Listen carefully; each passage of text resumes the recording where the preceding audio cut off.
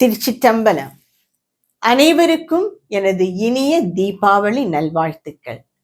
இந்த இனிய தீபாவளி நாம் எல்லோரின் வாழ்விலும் அமைதியையும் சந்தோஷத்தையும் நல்ல உடல் ஆரோக்கியத்தையும் மகிழ்ச்சியையும் அளிக்க வேண்டும் என்று எல்லாம் வல்ல அந்த ஈசனை வணங்குகிறேன். தீபாவளி நல்வாழ்த்துக்கள். திருச்சிற்றம்பலம். தொல்லை இரும் பிறவி சூழ்தலை நீக்கி அல்லல்லறுத்தானந்தமாக்கியதே எல்லை மறுவான் நெறியளிக்கும் வாச ஊரெங்கோன் திருவாசகம் எனுந்தே. திருச்சிற்றம்பலம். நாம் திருவாசகத்தின் 2வது பாடலான கீர்த்தி திரு அகவலின் பொருளை பார்த்து கொண்டிருக்கிறோம். இதுவரை 110 வரிகளுக்கான விளக்கத்தை பார்த்து முடித்துள்ளோம். மேலும் பல வரிகளுக்கான விளக்கத்தை இந்த வீடியோவில் காண்போம். மூலமாகிய மும்மல மறுக்கும் தூயமேனி சுடர் விடு ஜோதி காதலனாகி கழி நீர் மாலை ஏழுடைதாக எழில் பெற அணிந்தும் அரியோடு பிரமற்களவறியாதவன் பரிமாவின் மிசை பயின்ற வண்ணமும் மீண்டுவாரா வழியருள் புரிபவன் பாண்டி நாடே பழம்பதியாகவும் பத்திசை அடியறை பரம்பர துய்பவன் உத்திர கோஷ மங்கை ஊராகவும் ஆதிமூர்த்தி கட்கருள் புரிந்தருளிய தேவதேவன் திருப்பெயராகவும். இந்த வரிகளுக்கான விளக்கத்தை இப்போது காண்போம். மூலமாகிய மும்மலம் அறுக்கும். மலம் என்றால் அழுக்கு. மனிதனுக்கு 3 மலங்கள் உள்ளன. அதில் முக்கியமான மலம் என்றால் அது ஆணவம். இந்த ஆணவம் என்ன செய்கிறது என்றால் நம்மையும் இறைவனையும் பிரித்து விடுகிறது. அது மட்டுமா, நாம் ஒருவரையும் வேறொருவரையும் பிரித்து விடுகிறது. உண்மையிலேயே இந்த படைப்பில் பிரிவு என்பதோ வேறு என்பதோ இல்லை. வெளிப்படையான ரூபத்திலும் தோற்றத்திலும் தான் பிரிவு உள்ளதே தவிர ஆழத்தில் பார்த்தால் பிரிவே இல்லை. ஆனால் நமக்கு அது புரிகிறதா? ஏனென்றால் இந்த ஆணவம் தான் அதற்கு காரணம். இது எப்பொழுது வந்தது யாருக்கும் தெரியாது. அனாதி காலமாக இருந்து கொண்டே வருகிறது. அதையெல்லாம் பார்க்க போனால் வாழ்க்கையே முடிந்துவிடும். எவ்வளவோ காலமாக தொடர்ந்து கொண்டே இருக்கிறது இந்த 3 மலங்களும். அதில் முக்கியமானது ஆணவம். சரி, இந்த ஆணவம் என்ற மலம் இருந்தால் நாம் எல்லாவற்றிலும் இருந்து பிரிந்திருப்போம். கடவுள் யார் என்றே தெரியாது. கடவுளும் நாமும் பிரிந்து விடுவோம். சிவன் எங்கோ இருக்கிறார், நாம் எங்கோ இருக்கிறோம் என்ற ஒரு உணர்வு வரும். இதற்கு காரணமே மாயைதான். இந்த மாயை இருந்தால் ஆணவம் இருக்கும்.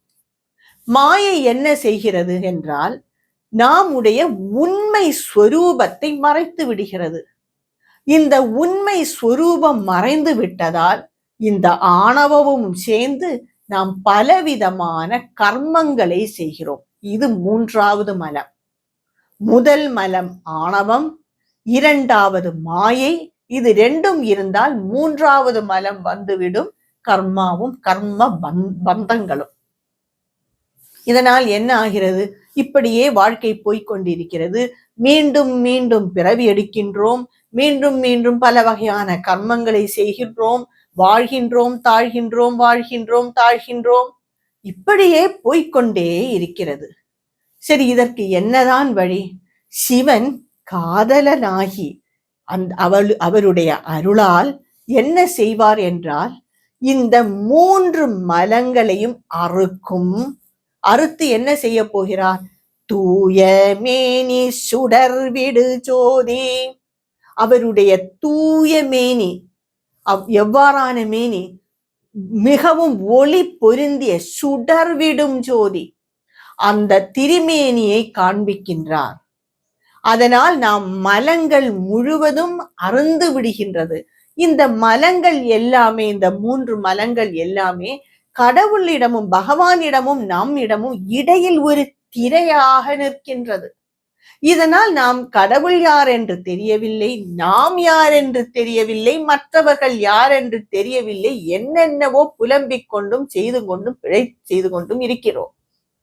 இதையெல்லாம் அறுத்து அவருடைய தூய மேனியை காண்பிக்கின்றார். எவ்வாறான மேனி? கழுநீர் மாலையுடன் கூடிய மேனி. கழுநீர் மாலை என்றால், கழுநீர் என்றால் அது ஒரு அந்த குளத்தில் எல்லாம் இருக்குமே சிகப்பு அல்லி என்று கூறுவார்கள். இந்த சிகப்பு அல்லி மாலை அவர் சிவபெருமானுக்கு என்ன காட்டுப்போவானாலும் அவருக்கு பிடிக்கும்.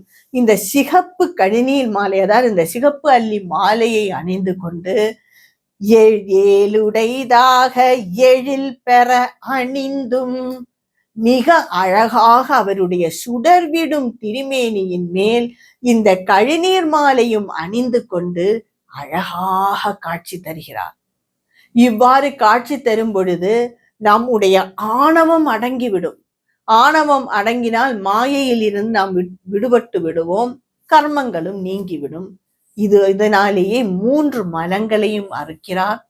எதற்காக அவர் செய்கிறார்? காதலனாகி மிகவும் நம்முடன் ஒரு அடியாருடன் அன்பு கொண்டு அதை செய்கிறார். இவ்வாறு மாணிக்கவாசகருக்கு செய்திருக்கிறார்.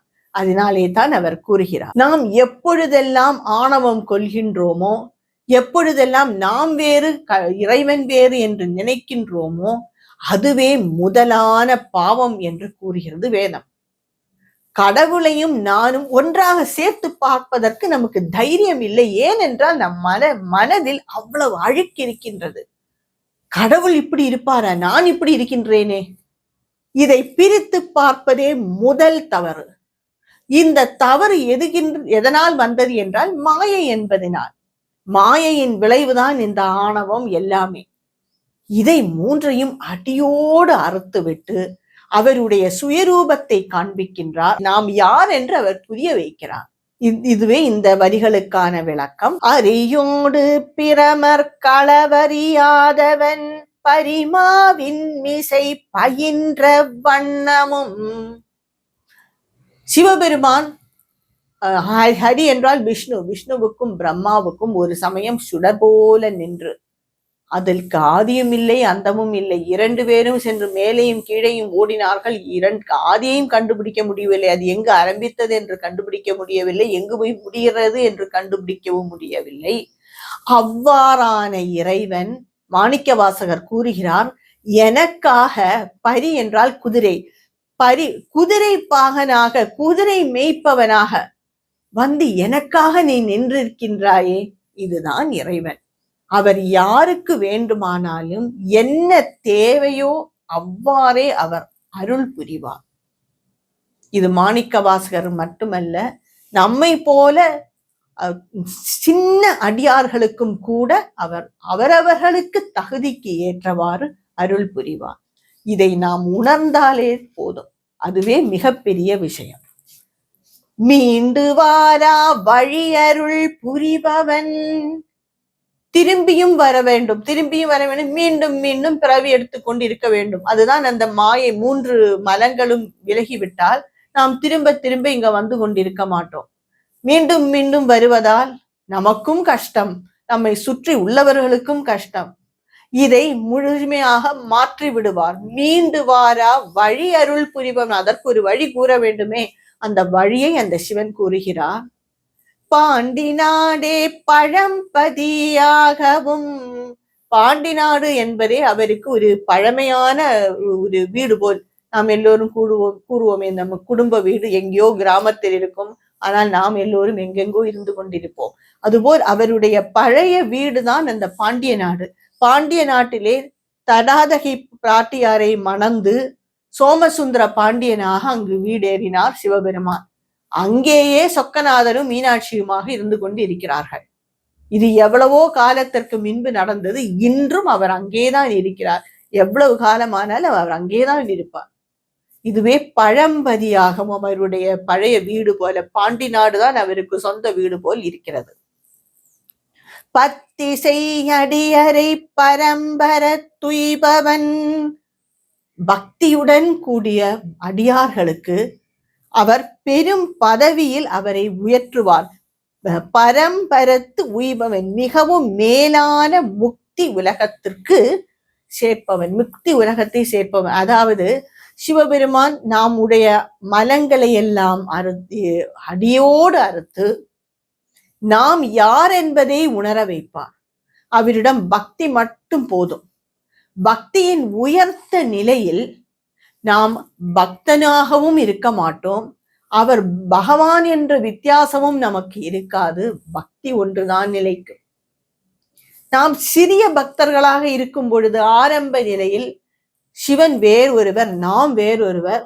அவர் எங்கோ இருக்கிறார், கோவிலில் தான் இருக்கிறார், இல்லை கைலாசத்தில் தான் இருக்கிறார் என்று நாமே நினைத்து கொண்டு அங்கு போனால் மட்டுமே வழிபடுவோம். நம்முள்ளும் அந்த ஈசன் இருக்கிறான், காணும் அனைத்தின் உள்ளும் இருக்கிறான் என்ற அறிவு நமக்கு வரவே வராது சாதாரண பக்தர்களாக இருக்கும் பொழுது. ஏனென்றால் நாம் கவனம் முழுவதுமே பல உலக வாழ்க்கையில் இருக்கின்றது. கோவிலுக்கு செல்வதற்கே எனக்கு அந்த அட்மிஷன் வேண்டும், எனக்கு இந்த வேலை வேண்டும், எனக்கு இந்த காரியம் நடக்க வேண்டும் என்று பட்டியலிடுவதற்கு தான் நிறைய பேர் கோவிலுக்கே செல்கிறார்கள். சிவனை அறிய வேண்டும் என்று எத்தனை பேர் செல்கிறோம்? இது நம்முடைய அறிவுக்கு உட்பட்டது. ஆனால் பெரும் பக்தர்கள் எல்லோரும் சிவனை அறிய வேண்டும் என்று விரும்புவார்கள். அந்த நிலையில் அவர்களுக்கு கோவில் கூட தேவையில்லை. எங்கு இருக்கிறார்களோ அங்கே இருந்து சிவன் உள்தான் இருக்கிறான், இங்கு அனைத்துமே நிலைத்திருப்பது சிவனில்தான், சிவன் இல்லாமல் ஏதும் இல்லை என்று அவர்களுக்கு புரிகிறது. அந்த பக்தி செய்யும் அடியாரை அந்த நிலைக்கு அவர் உயர்த்துவார். ஆனால் பக்தி எவ்வாறு இருக்க வேண்டும்? சிவனிடம் இருக்க வேண்டும். நம்முடைய பட்டியலில் பக்தி இருந்தால் இந்த நிலை வாராது. சிவனே வேண்டும் என்று பக்தி செய்பவர்களை அந்த பெரும் பதவியில் உயர்த்துவார் சிவபெருமான். உத்திர கோஷ மங்கை ஊராகவும். உத்திர கோசையிலே ஏன் கூறுகிறார் என்றால் அங்கிருந்துதான் அவர் ஆகமங்களின் பொருளை எல்லாம் விளக்கி இருக்கிறார். பாண்டிய நாடு மதுரையில் இருந்து அவர் ஆட்சி புரிகிறார். ஆனால் வேதங்களின் பொருளை உரைப்பதற்கு அவர் உத்தரகோசை மங்கையில் தான் இருக்கிறார். அதனாலே அந்த வேதங்களின் பொருளை எல்லாம், ஆகமங்களின் பொருளை எல்லாம் உணர்ந்து விட்டாலே சிவன் வேறு நாம் வேறு அல்ல என்று புரிந்துவிடும். ஆதிமூர்த்தி கருள் புரிந்தருளிய தேவதேவன் திருப்பெயராகவும். இந்த ஆதிமூர்த்திகள் என்பது பிரம்மா, விஷ்ணு, ருத்ரன். இவர்கள் 3 பேருக்கும் ஒவ்வொரு தொழில் உண்டு. படைத்தல், காத்தல், அழித்தல். இந்த 3 தேவர்களும் எங்கிருந்து வந்தார்கள் என்றால் அரூபமான சிவனான பிரம்மனிடம் இருந்துதான் வந்தார்கள். அந்த சிவனே பிரம்மமாக இருந்த நிலையில் இந்த 3 தேவர்களையும் படைத்தார். அவர்களுக்கு என்று ஒரு வேலையும் கொடுத்தார். அவர்கள் என்ன படைத்தார் என்றால் அந்த பிரம்மத்தில் இருந்துதான் இது வெளிவந்தது. எது வெளிவந்தது? அந்த பிரம்மாவும் விஷ்ணுவும் ருத்ரனும். அவர்களுக்கு இந்த படைத்தலும் காத்தல் அழித்தல் என்ற இந்த கர்மாவை அருளியதும் அந்த ஈசனாக உள்ள அந்த பிரம்மம் தான். இதையே இந்த வரிகளில் கூறுகிறார் மாணிக்கவாசக பெருமான். இதனாலேயே அவரை தேவதேவன் என்று திருப்பெயர் அவருக்கு வந்தது. தேவதேவன், மகாதேவன் என்று கூறுவார்கள். எல்லா தேவர்களுக்கும் அவர்களை அருள் செய்து அவர்களுக்கு என்று ஒரு கர்மத்தை அளிப்பவர் அந்த தேவதேவன் மகாதேவ சிவன். இதையே இந்த வரிகள் கூறுகின்றன. மீண்டும் பல வரிகளுக்கான விளக்கத்தை என்னுடைய அடுத்த வீடியோவில் காண்போம். திருச்சிற்றம்பலம்.